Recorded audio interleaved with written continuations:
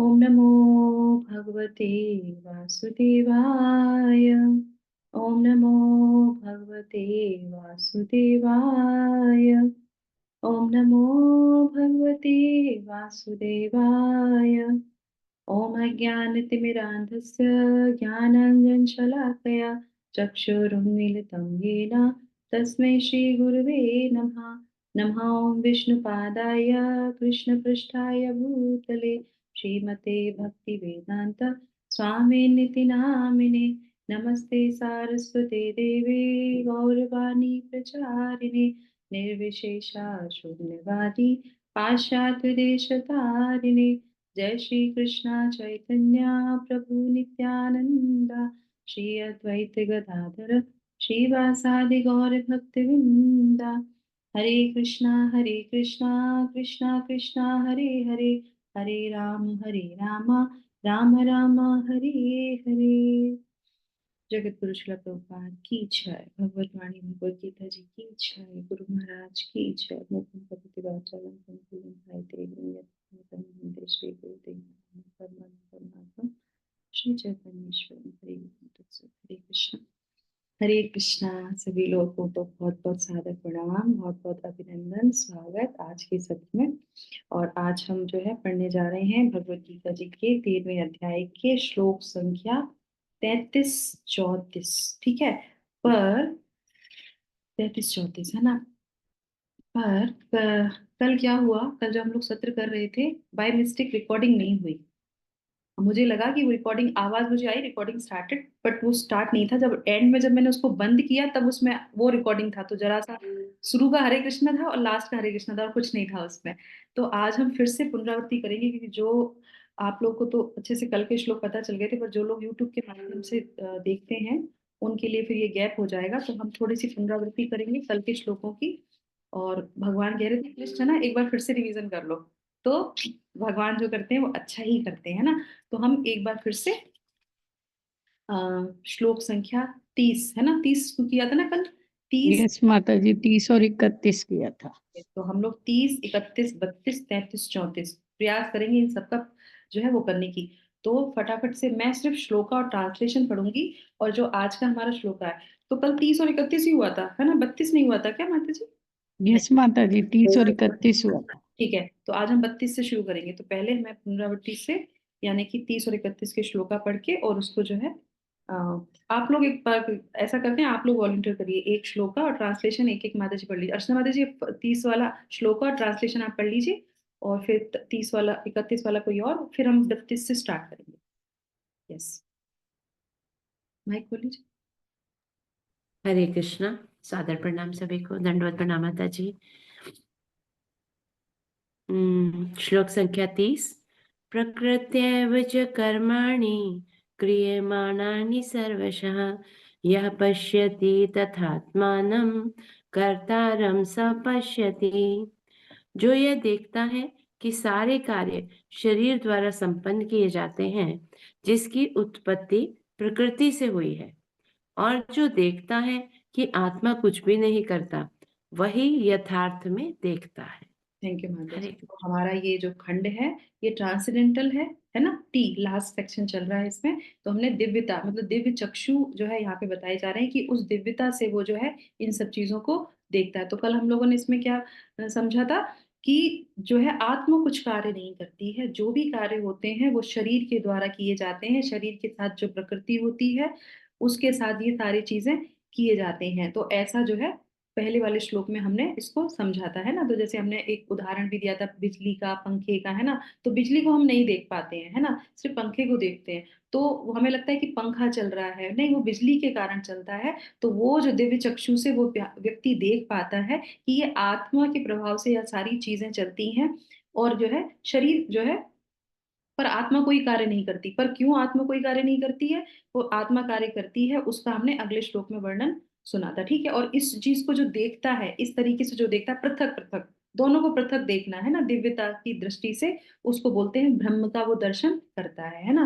वो समझता है कि हम आत्मा है और जो भी चीजें होती हैं वो शरीर के द्वारा हमको लिप्त करती हैं। ठीक है, तो ये हम लोगों ने जान लिया था है ना। और इसके उदाहरण में मैंने बताया था जो है मार्कंडेय ऋषि का जो है उदाहरण, है ना। ध्यान है आपको कि किस तरीके से होती है। जीव इच्छा करता है, उसके बाद सबसे पहले कौन आ जाते हैं, भगवान आ जाते हैं। इच्छा के बाद भगवान, भगवान जब आते हैं सैंक्शन करते हैं, यानी कि प्रधान से फिर जो प्रधान में सब चीजें रहती हैं, है ना, अव्यक्त अवस्था में रहती हैं, और पर इच्छा उसके साथ ही रहती है ना। उसका जो है 31 में विश्लेषण हो गया था। तो उसके बाद फिर भगवान आते हैं, भगवान उसके बाद उसको क्रियान्वित करते हैं, फिर मन, इंद्रियां, इंद्रियों के विषय, विषयों से इसके विकार डेवलप हो जाते हैं, उसी से हमको सुख दुख सब चीजें मिलती हैं। तो ये दिव्य जो व्यक्ति है, जिसको ये दृष्टि आ जाती है शास्त्र से, गुरु से, तो वो ये सारी चीजों को देख पाता है ना। तो हमारे कल बहुत सारे डाउट थे, तो वो भगवान की कृपा से, गुरु की कृपा से सारे क्लियर हो गए, है ना। अब फिर उसके बाद 31 में, है ना, तो किस प्रकार वह ब्रह्म दर्शन करता है ना। तो ये हमारा 31 श्लोक में आ जाता है। श्लोक पढ़ेंगे माता जी। हरे कृष्णा, कौन पढ़ेगा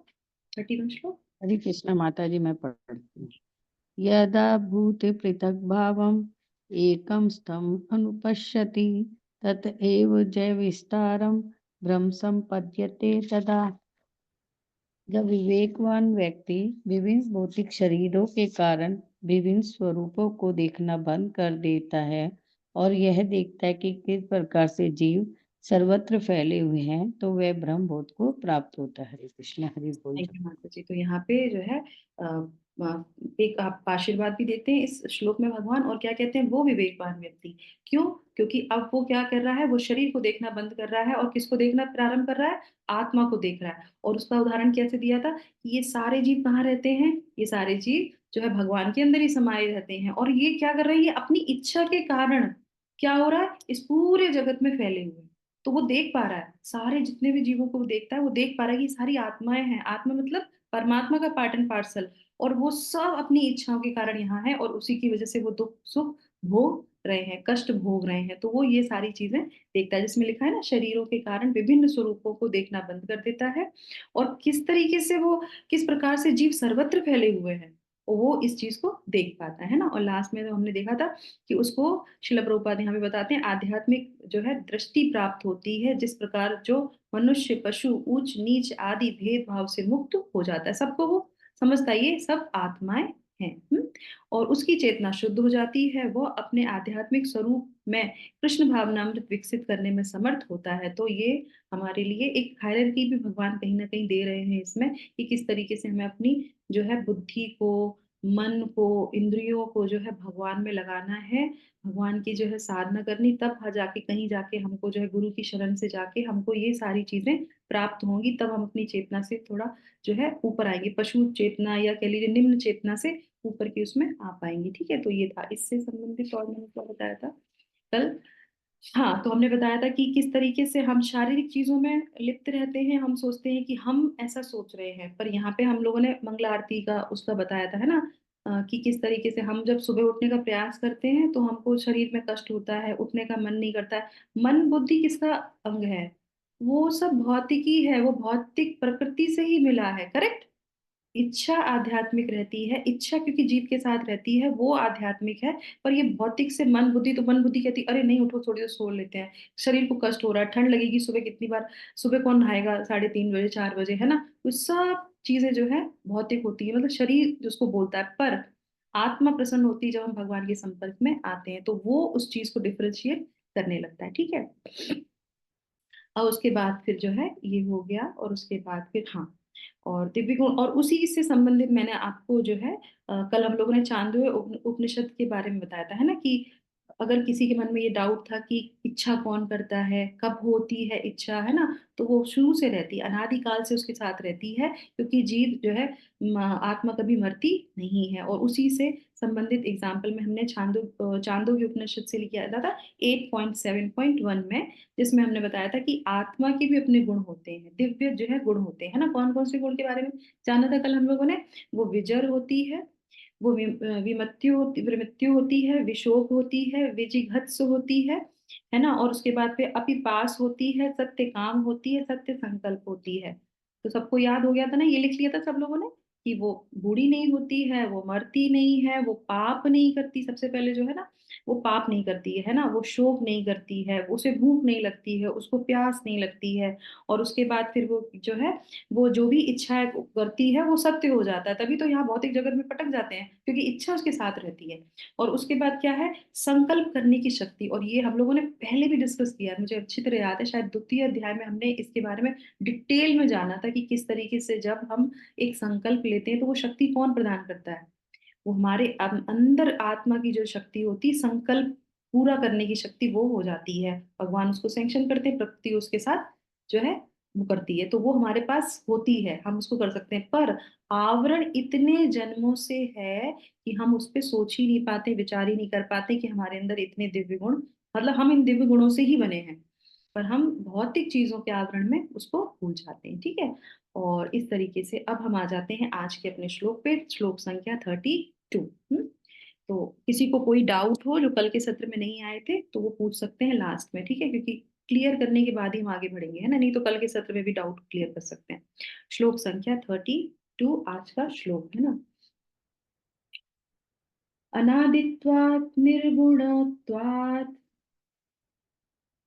आदित्वात् निर्गुणात्वात् परम आत्मा अयम अव्यय, परम आत्मा अयम् अव्यय, शरीरस्थः अपि कौन्तेय शरीरस्था अपि कौन्तेय, न करोति न लिप्यते।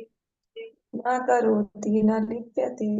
थैंक यू माता जी। तो हम लोगों ने जो कल हमने लिखवाया भी था ना कि इसमें क्या बोल रहे हैं भगवान, एक बार मैं फिर से रिवीजन कर देती हूँ जिससे कि आप लोग को याद है। तो इसमें हम लोगों ने देखा था 32 में कैसे करता है वो, है ना, किस तरीके से करता है वो, तो उसके बारे में 32 में आएगा। 33 में जो है वो कैसे वो ये देख पाता है, सॉरी, है ना। तो 31 में ब्रह्म के दर्शन क्या है वो देख कर बताता है, और 32 में कैसे वो इस चीज को देख पाता है। 33 में तो वह शरीर से संपर्क में कैसे नहीं आता, है ना, उसी में रहता है और संपर्क में नहीं आता। कौन? आत्मा, आत्मा की बात की जा रही है। और 34 में शरीर के संपर्क में न होते हुए भी उसको कैसे कंट्रोल करता है। तो हम प्रयास करेंगे ये सारे टॉपिक को आज कवर करने का, ठीक है। तो अब यहाँ पे जो है यहाँ पे वह कैसे देख पाता है। अब एक छोटे से प्रश्न के साथ हम इसको प्रारंभ करेंगे, पहले हम इसका ट्रांसलेशन पढ़ लेते हैं।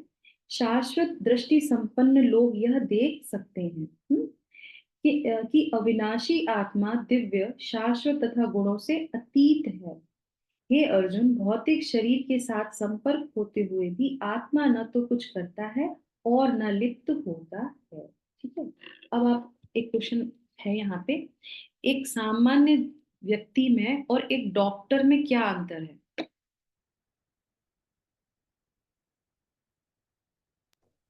हरे कृष्ण माता जी। यस, सामान्य व्यक्ति को नॉर्मल जो डॉक्टर होता है वो तो आपको देखते ही बता देगा कि आप में क्या क्या क्या प्रॉब्लम्स है, कि आप बीमार क्यों, आपको क्या है। लेकिन सामान्य व्यक्ति ये बात नहीं कर पाएगा। Yes, correct, okay. अच्छा, आपने देखा होगा जब हम डॉक्टर के पास जाते हैं, हमारे पेट में दर्द होता है, हमारे सर में दर्द होता है, कहीं पे भी दर्द होता है, कुछ भी प्रॉब्लम होती है, डॉक्टर के पास जाएंगे, डॉक्टर सबसे पहले, डॉक्टर सुमित प्रभु है यहाँ पे कि नहीं है? डॉक्टर सुमित प्रभु सबसे पहले डॉक्टर क्या कहता है? टंग दिखाओ, जीभ दिखाओ। अरे जीभ में थोड़ी ना प्रॉब्लम है, हम डॉक्टर से डॉक्टर साहब जीभ क्यों देख रहे हो, हमें पेट में प्रॉब्लम है, हमारे जो है लंग्स में प्रॉब्लम है, मुझे सांस नहीं आ रही है, मेरे सर में दर्द है, मुझे चक्कर आते हैं, आप जीभ देख रहे हैं, जीभ क्यों देखते हैं वो बताइए। हाँ? बताइए। क्योंकि जीभ से ही हमारे जीभ जैसे हमारे शरीर में कोई भी रोग होता है तो हमारी जीभ उसको वो रिएक्शन देती है। देखिए, सबसे बड़ा अंतर है एक नॉर्मल व्यक्ति में, डॉक्टर में, क्योंकि उसने डॉक्टर की पढ़ाई की है, उसको ज्ञान है, उसने प्रैक्टिस की है, तभी वो डॉक्टर बना है। एमबीबीएस लो, एमडी डॉक्टर जो भी है उसने किया है वो। जब तक उसने नहीं किया हो तो उसको भी नहीं पता, वो भी सोचता कि जीभ को साफ कर लो और हो गए हम सही, क्रोसिन खा लो चला गया बुखार, है ना। नहीं, डॉक्टर को पता है कि तुम्हारी जीभ से वो बता देगा कि कहाँ कौन सी क्या प्रॉब्लम है, एक दृष्टि से। उसके पास कौन सी है? ज्ञान की दृष्टि, करेक्ट। हम पे हमारे पास ज्ञान की दृष्टि नहीं है, हम कुछ भी नहीं देख सकते, डॉक्टर के पास ज्ञान की दृष्टि है। ये अंतर है दोनों में। सेम ऐसे ही यहाँ पे भगवान हमको क्या दे रहे हैं? ज्ञान की दृष्टि दे रहे हैं कि वो कैसे देख पाता है। वो पढ़ता है, भगवत गीता पढ़ता है, गुरु की शरण में आता है, उसको वो ज्ञान मिलता है, उसकी दृष्टि से वो देखता है। तो हम सबको क्या बनना है, हम सबको डॉक्टर बनना है इसमें, अपने इस आध्यात्मिक जीवन में, है ना। और क्योंकि शिला प्रभुपाद क्या बोलते हैं, हम सब बीमार हैं। अब शिला प्रभुपाद आज के श्लोक, आज के उसमें देखिए कितना अच्छा था, ये संस्था एक ऐसी है जो मर रहे हैं इस संसार में, उनको पता ही नहीं है कि हम कहाँ से हैं, हमें कहाँ जाना है, हमें क्या करना है, कहाँ से आए हैं, कहाँ। तो ये संस्था, ये हॉस्पिटल ऐसा उन्होंने बनाया है जो जो कब से यहाँ पे पड़े पड़े बीमार पड़े हुए हैं, उन सब का इलाज करने के लिए। करेक्ट। तो ये शिला प्रभु हमारे हमारे कौन है, वो हमारे जो है पूरे उसके क्या बोलते हैं माता जी, वो जो हॉस्पिटल के इंचार्ज होते हैं उसको, फैकल्टी नहीं, कुछ और केमो। हाँ, यस वो है हमारे शिला प्रभुपाद, है ना। और उन्होंने कितने सारे डॉक्टरों को बना दिया, तो इस तरीके से, है ना। तो अब यहाँ पे वो कैसे देख पाता है, तो वो देखता है कि ये अनादि है। अब यहाँ पे गुणों को देख लीजिए, है ना। तो यहाँ पे वो क्या बोल रहे हैं कि ऐसा प्रतीत, हाँ कोई बातें जी तात्पर्य पढ़ लीजिए, सॉरी। हरे हरे कृष्णा। कृष्णा। जगत गुरु श्री प्रभुपाद की। ठीक है माता जी, पढ़िए आप पढ़िए। जल्दी जल्दी पढ़िए, टाइम अभी नहीं है, 2 श्लोक और कवर करना तात्पर्य जगत गुरु श्री प्रभुपाद की जय। ऐसा प्रतीत होता है कि जीव उत्पन्न होता है क्योंकि भौतिक शरीर का जन्म होता है, लेकिन वास्तव में जीव शाश्वत है, वह उत्पन्न नहीं होता और शरीर में स्थित रहकर भी वह दिव्य तथा शाश्वत रहता है। इस प्रकार वह विनिष्ट नहीं किया जा सकता, इस स्वभाव से आनंद में है। वह किसी भौतिक में कार्य में प्रवृत्त नहीं होता, अतः भौतिक शरीरों के साथ उसका संपर्क होने से जो कार्य संपन्न होते हैं वे उसे लिप्त नहीं कर पाते। हरे कृष्णा, हरि बोल। जगत गुरु। तो यहाँ पे वो क्या बोल रहे हैं, शाश्वत दृष्टि संपन्न लोग, शाश्वत दृष्टि संपन्न हो जाती, डॉक्टर बन जाएंगे तो वो दृष्टि क्या हो जाएगी, कंफर्म, वो चलते फिरते लोगों को देख के बता देगा इसको क्या प्रॉब्लम है। करेक्ट। इसी तरीके से जो आध्यात्म में बढ़ जाते हैं, उस अवस्था में आ जाते हैं, तो वो देख के बता देते हैं, है ना, कि कहाँ क्या चल रहा है। तो वो क्या कहते हैं, वो समझ जाते हैं। वो क्या नहीं देखते, वो शरीर नहीं देखते, वो क्या देखते हैं, वो आत्मा को देखते हैं। और क्या देखते हैं, वो देखते हैं नंबर 1, जीव शाश्वत है। और हम लोग क्या देखते हैं, जैसे शिला प्रभुपाद ने पहली लाइन में लिखा कि ऐसा प्रतीत होता है कि जीव उत्पन्न होता है। हम क्या सोचते हैं, हम पैदा हुए, आज हमारी बर्थडे है, आज हमारा, उसके हम इतने बूढ़े हो गए, हम देखते हैं, ये हमारी दृष्टि है। पर जो उच्च लोग हैं, गुरुवन वर्ग हैं, ये जो डॉक्टर्स हैं, वो क्या देखते हैं कि ये शाश्वत है, जीव कभी मरता नहीं है, उत्पन्न नहीं होता, है ना। और क्या क्या है इसमें, वह दिव्य तथा शाश्वत रहता है। वो दिव्य है, नॉर्मल नहीं है, वो दिव्य है वो, तभी तो दिव्य गुण है उसके अंदर, है ना। और उसके बाद क्या है, शाश्वत है। इस प्रकार वह विनष्ट नहीं होता, कभी भी वो नष्ट नहीं होता। तो शोक मोह का क्या वो रह गया, वो गया। थोड़ी लगाव होता है तो दर्द होता है, ठीक है, पर धीरे धीरे उस पे आना चाहिए कि वो व्यक्ति चला गया, वो व्यक्ति कहीं नहीं गया, वो आत्मा थी, कोई दूसरा शरीर ले लिया होगा, नहीं तो अच्छे कर्म करेगा, भगवान की भक्ति करेगा, 8वें अध्याय के हिसाब से अगर चलेगा, तो क्या होगा, भगवान के धाम चला जाएगा। दैट्स ऑल, है ना। और फिर क्या है, वह स्वभाव से आनंदमय है। ये कितना सुंदर है, स्वभाव से हम आनंदमय हैं, हमेशा दुखी रहते हैं और आनंद की खोज कर, आनंद की खोज कहाँ करते हैं, भौतिक जगत में। और भौतिक जगत में तो भगवान कह रहे हैं यहाँ पे कुछ है ही नहीं, यहाँ पे तो दुखालय शाश्वतम है। तो हो गया ना उल्टा, हो गया। तो इस तरीके से वो बताते हैं, किसी भौतिक कार्य में प्रवृत्त नहीं होता, वो जानता है कि भौतिक चीजें हमें सुख नहीं देंगी, तो वो उनमें प्रवृत्त नहीं होता। वो जो भी चीजें करता भी है भौतिक, वो सिर्फ भगवान को समर्पण करके करता है। अतः भौतिक शरीरों के साथ उसका संपर्क होने से, उसके साथ संपर्क होने से जो कार्य संपन्न होते हैं वो उसमें लिप्त नहीं होता, करता है, दिखता है, पर उसमें लिप्त नहीं होता। नो आसक्ति, है ना, no attachment, no desire for what material things. ठीक है, ये हमारा यहाँ पे हो गया। तो इसके संपर्क में मैंने कुछ लिखा है यहाँ पे, हाँ मैंने भी एग्जाम्पल में क्या लिखा था कि ये जो पूरा यूनिवर्स है ना, ये हमारी यूनिवर्सिटी है। ये पूरा यूनिवर्स क्या है, यूनिवर्सिटी है, क्योंकि वो जो व्यक्ति है वो देखता है कि ये संसार भगवान ने क्यों रचा है, कि तुम यहाँ से चले जाओ। पल पल में वो तुमको यूनिवर्सिटी सिखाती है कि तुम यहाँ के नहीं हो, पर हम क्या सोचते हैं, नहीं ये तो बहुत बढ़िया जगह है। तो ये पूरा जगत जो है हमको इसीलिए बनाया गया है कि तुम यहाँ से निकल आओ, बाहर चले जाओ, ये तुम्हारे लिए जगह नहीं है। तुम आए हो, इच्छा है तो तुम्हें भगवान ने वहां पे एडमिशन दिला दिया, पर ये तुम्हारे लिए जगह नहीं है, तुम यहाँ से चले जाओ। तो हम, वो व्यक्ति उस तरीके से उसको देखता है, ये संसार को या यूनिवर्सिटी कह लो इसको, या जेल कह लो इसको, सिखाने के लिए। जेल में लोगों को इसलिए नहीं डाला जाता कि उनको प्रताड़ना तो मिलती है क्योंकि उसने गलती करी तो वो भुगत रहा है, तो हम लोगों ने गलती करी इसलिए हम आ गए, पर फिर भी जेल में जो व्यक्तियों को डाला जाता है वो इसलिए कि वो सीखें और यहाँ से जाएं, कि यहाँ पे नहीं रहना है हमको, करेक्ट। इसीलिए अब वहीं पे घर बना के रह लेते हैं हम लोग, तो है ना, जैसे कर रहे हैं हम लोग, तो इस तरीके से, है ना। तो ये हो गया हमारा। अब आ जाते हैं हम 33 श्लोका पे, ठीक है।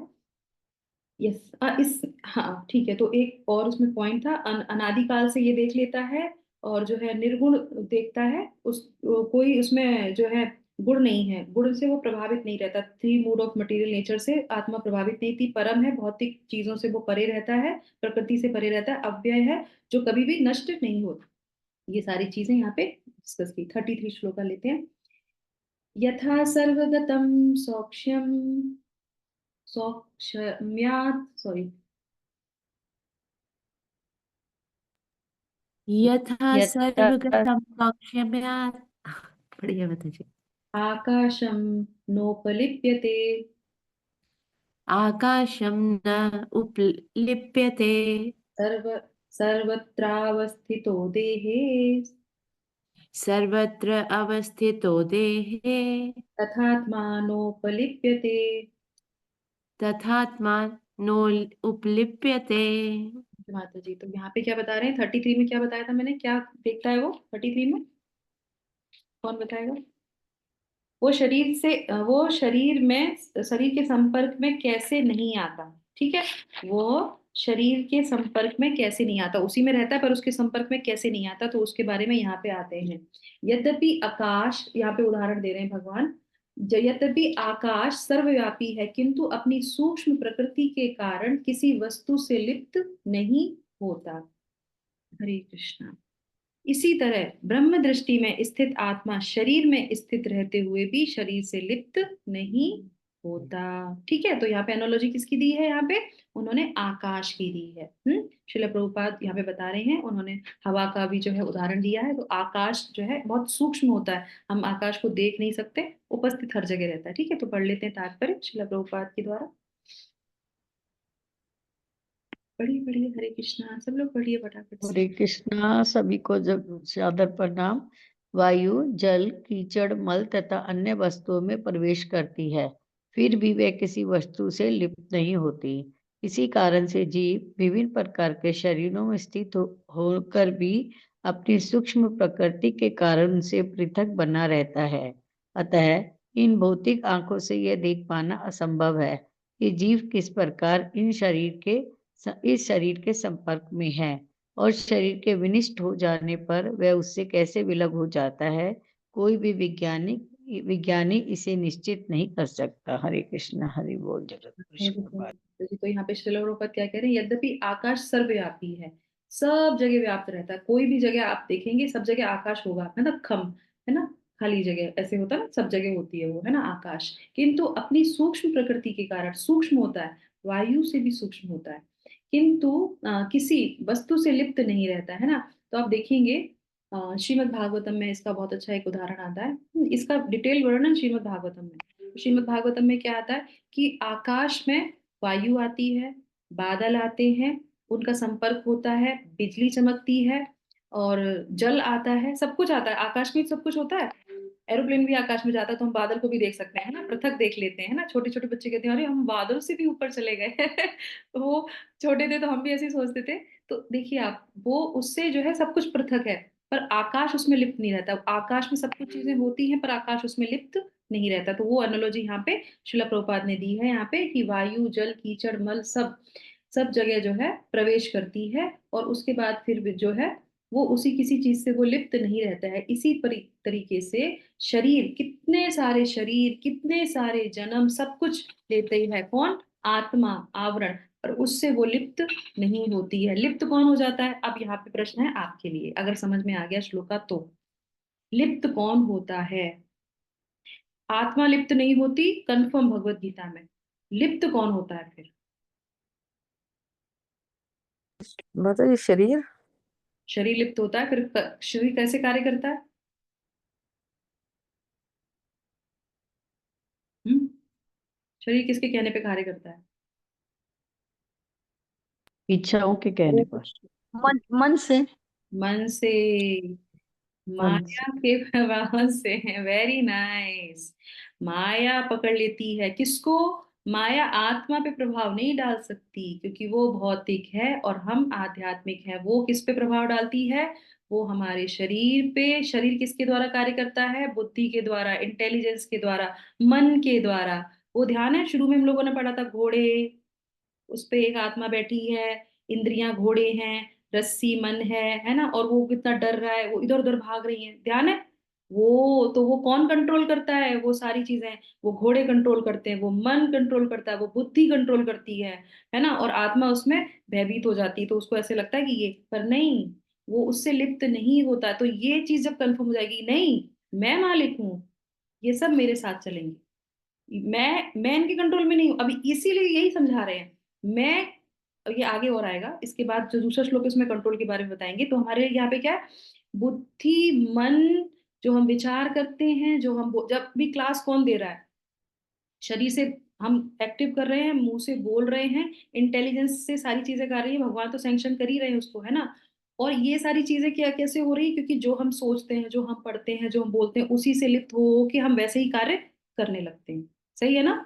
हम लिप्त हो जाते हैं, बिल्कुल लिप्त हो जाते हैं। हम सोचते हैं हम मन में हमारे ये आ रहा है, हम ऐसे ही करेंगे। नहीं नहीं, मन कुछ कह रहा है, उसको बोलो। हमारे हल्दर स्वामी महाराज इतना बढ़िया बोलते थे। वो कहते अरे, मन क्या करेगा? मन तो कुछ भी बोलेगा। शरीर तो बोलेगा 4 टाइम खाना है, हम 4 टाइम खाएंगे? हमको तो नहीं चाहिए 4 टाइम।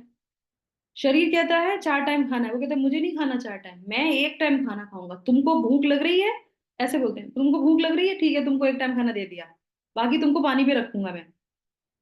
अपने आप से बात करनी है कि क्या सोच रहे हो, क्यों सोच रहे हो, ऐसा तो नहीं है। और आप देखेंगे, अगर ऐसी कुछ चीज धारणा हमारे जीवन में आती है या ऐसी कुछ चीज होती है, तो जब हम जपा करते हैं और ध्यान से जपा करते हैं, थोड़ी देर बाद वो सारी चीजें वैनिश हो जाती है। क्योंकि मन बुद्धि पे हरि नाम प्रभाव डालता है। हरि नाम क्या है? ट्रांसीडेंटल। हम कौन है? ट्रांसीडेंटल। भगवान कौन है? ट्रांसीडेंटल। जब इन तीनों का समावेश अच्छे से होता है, तो भौतिक चीजों पे वो हावी हो जाते हैं। पर हम क्या है? हम उस समय भी ये होगा, वो होगा, ऐसा होगा, तो वो माया हमको अच्छे से पकड़ के धुलाई करती रहती है हमेशा, और कब से हमारे को पीट रही है हमको खुद नहीं पता, है ना।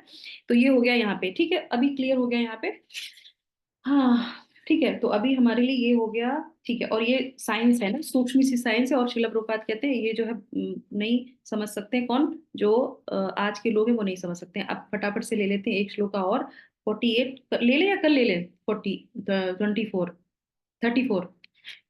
कल ले लें? कल का भी बहुत बड़ा है। कल ही ठीक माता रहेगा जी, माता जी। कल ले लेते हैं, 2 है ना, कल भी हाँ 34-35 ले लें। ठीक है माधुरी जी, कल ले लेते हैं, है ना। ठीक है, तो फिर मैंने यहाँ पे एक टेक अवे पॉइंट लिख रखा है। ठीक है, कल ले लेते हैं फिर हम इसको, क्योंकि वो बहुत इंपॉर्टेंट श्लोका है। ये दोनों जो है बहुत इंपॉर्टेंट श्लोका है। ठीक है, अब एक चीज के साथ हम इसको विराम करते हैं, एक और प्रश्न ले लेते हैं जिससे कि और चीजें क्लियर हो जाएंगी। ठीक है, पर वो है कल के श्लोक से रिलेटेड, चलो कल ही करेंगे। तो अभी किसी का कोई प्रश्न हो, कोई डाउट हो तो पूछ लीजिए, कल के श्लोक से रिलेटेड है। और कल के श्लोक से क्या, ये पूरे सेक्शन से ही रिलेटेड है, हमारे जीवन से रिलेटेड है। यस, कोई प्रश्न, कोई डाउट? 30, 31, 32, 33 से रिलेटेड कोई डाउट? नहीं ना? कल हम लोगों ने अच्छे से डाउट क्लियर किए थे, इसीलिए भगवान ने रिकॉर्डिंग नहीं करी कि आज स्मूथली क्लास चलने दो, कोई प्रश्न नहीं आएगा, है ना। कल मोहना माता जी का सबका हो गया था। तो जो हम लोगों ने यहाँ पे सीखा, वो हमारे लिए बहुत इंपॉर्टेंट चीज है। देखिए, इसके साथ हम सत्र को यहाँ पे विराम करते हैं। हमें ये ध्यान रखना चाहिए कि हम भौतिक नहीं हैं, हम आध्यात्मिक हैं। और जो भी हमारे जीवन में हमको आत्मा के बारे में, भगवान के बारे में, शास्त्र के बारे में बताता है, वो हमारा सबसे बड़ा मित्र है। सबसे बड़ा मित्र क्यों? इसीलिए तो हमारे शास्त्र क्या बोलते हैं कि गुरु जो है वो आपके सबसे बड़े हितैषी होते हैं। भगवान आपके सबसे बड़े हितैषी हैं। क्यों? क्योंकि वो चाहते हैं कि तुम इस जगत की नहीं हो, तुम्हारा इस भौतिक जगत से कोई संबंध नहीं है, तुम यहाँ के हो, हमारे जगत के, वहां आ जाओ। करेक्ट? तो इस तरीके से हमें ध्यान रखना। और हमारे जीवन में अब भगवान, परमात्मा, गुरु को थोड़ा टाइम लगता है आने में। उससे पहले भी कई लोग होते हैं हमारे जीवन में जो हमको यहाँ पे प्रेरणा देते हैं, हमको भगवत गीता देते हैं, हमको हरि नाम देने का प्रयास करते हैं। वो हमारे सबसे बड़े हितैषी हैं, क्योंकि वो जो कार्य कर रहे हैं वो ही हमको हमारे इस संसार से बाहर निकाल के जाएगा। तो चाहे कभी द्वेष आ जाए, कभी कुछ कुछ भी हो जाए, बिल्कुल द्वेष मानना ही नहीं है, क्योंकि ये हमारी प्रवृत्ति है। द्वेष किसकी? शरीर की, मन की, बुद्धि की। अभी तो समझ में आ गया ना ये पृथक है। वो कुछ भी बोलेगा, अरे तुम बोलने दो। वो हमारे स्पिरिचुअल फ्रेंड हैं, वो हमारे स्पिरिचुअल लीडर हैं, वो हमारे स्पिरिचुअल मेंटोर हैं। जहां वो स्पिरिचुअल चीजें लग जाती हैं, वो हमारे सबसे बड़े प्रायोरिटी पे हैं, सेकेंडरी नहीं है। दूसरे सब सेकेंडरी हैं। अगर शादी में एक दो शादियों में छोड़ देंगे ना, तो कोई दिक्कत नहीं है, कोई दिक्कत नहीं है। पर अगर भगवान, गुरु, साधु, कोई सेवा अगर हो, तो पहले उसको प्रायोरिटी दे दो। क्यों? क्योंकि वही हमारा गंतव्य है। ये तो अभी रिलेशन बने, इस शरीर से रिलेशन बने, पर वही नहीं, उतना स्ट्रिक्ट नहीं, पर हाँ ठीक है, कोशिश ये करनी चाहिए।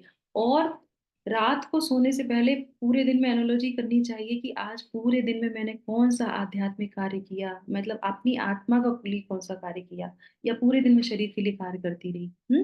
ये बहुत इंपॉर्टेंट है। उठने पर, सोने पर हमें पूरे दिन में अपना ध्यान देना चाहिए कि हम कौन से कार्य ऐसे करते हैं जो शरीर से संबंधित हैं, जो मन ने कहा था, बुद्धि ने कहा था, या जो हमारे साधु शास्त्र गुरु ने कहा था, ये जो हमारे आत्मा की पूर्ति के लिए हमने किया। जब हम ये चीजों को, दोनों को डेली डेली अपनी जो है देखेंगे, साधना जो होती ना, उसको देखेंगे क्या किया था हमने आज पूरे दिन में, तो किसका पलड़ा भारी था। तो हमको अपना पलड़ा आध्यात्मिक का भारी करना ही करना है, नहीं तो क्या होगा, मन, इंद्रियां, ये सब हमको कंट्रोल करती रहेंगी, जो इतने सालों से, इतने जन्मों से करती आई है। तो ये हम ध्यान रखेंगे अपनी प्रैक्टिस के लिए, है ना। ये मेरे ऊपर भी उतने ही, मैं बोल रही हूँ तो मेरे पर ज्यादा अप्लाई हो रहा है एक्चुअली में, क्योंकि मुझे रिमाइंड हो रहा है ना बार बार बोलने पे, तो ये मेरे पर ज्यादा अप्लाई हो रहा है। और मैं बोल रही हूँ तो मैं भगवान से प्रार्थना करती हूँ, जब बोलूँ ना, आपने बोला सत्य संकल्प में जो बोलते हैं ना, सत्य हो जाता है, तो कृपया करके उसको सत्य कर दीजिएगा, जो भी मैं बोलूँ, है ना। तो हम इस तरीके से भगवान से प्रार्थना कर सकते हैं।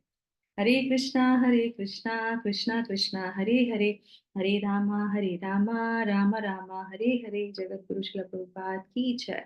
भगवत बाणी भगवत गीता जी की जय। हरिओम तत्सत। हरे कृष्णा।